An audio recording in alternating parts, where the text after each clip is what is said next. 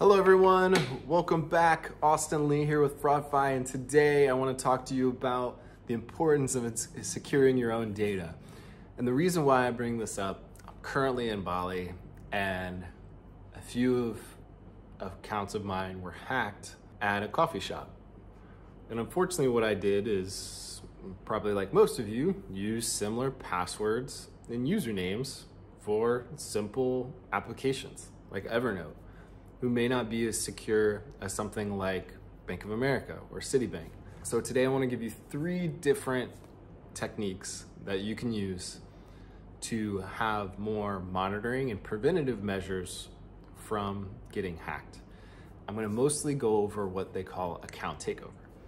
And an account takeover, the perpetrator or the fraudster ends up with your credentials. Now they can do this through a few different means. This could be data breaches. They could buy it off the dark web.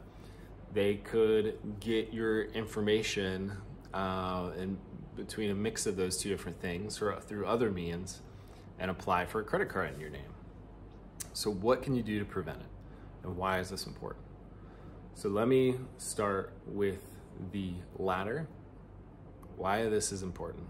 Working with different federal agencies, working with different intel teams, working with different banks, almost everyone's data is out there in today's age with how many different data hacks there have been going on, with how many different breaches there have been.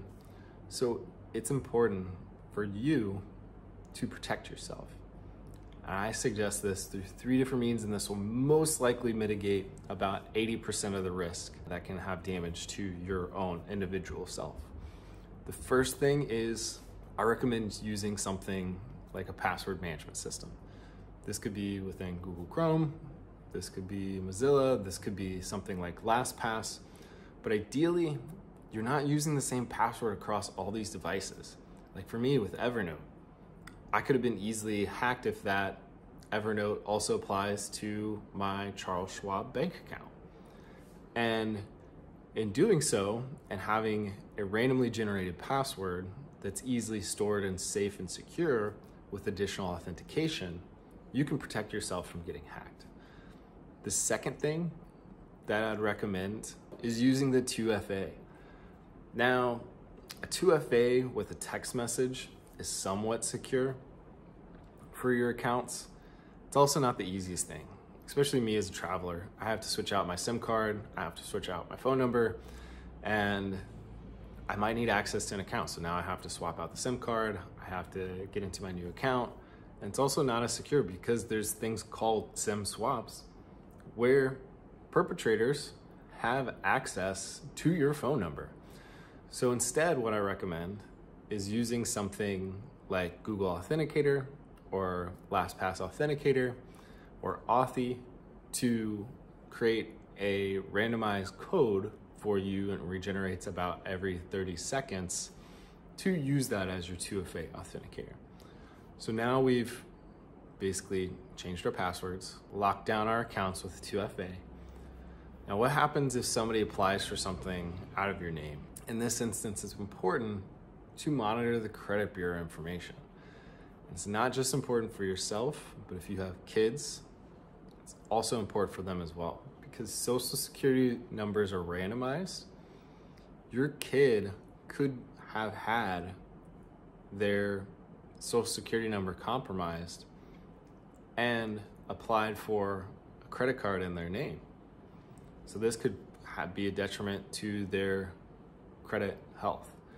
So it's important to set up credit bureau monitoring in place. You can go to Equifax, you can go to TransUnion, you can go to Experian, all the 3 credit bureaus. You should be able to do this within their system, or even your bank might have something that allows you to monitor the different credit bureau health from all 3 credit bureaus. Now, you may not be able to stop them, the fraudsters, with this method, but you can tell and monitor your account so that way when somebody applies for something in your name, you can work with the credit bureaus or the different financial institutions to stop it immediately before somebody gives you bad credit. So that's all I want to cover today. Just 3 simple steps. If there's something else that you want me to go into or different security measure, feel free to like, comment, and subscribe below. And feel free to keep on watching my videos throughout this journey. Thank you so much for supporting me. My name is Austin, and looking forward to talking to you in the next video.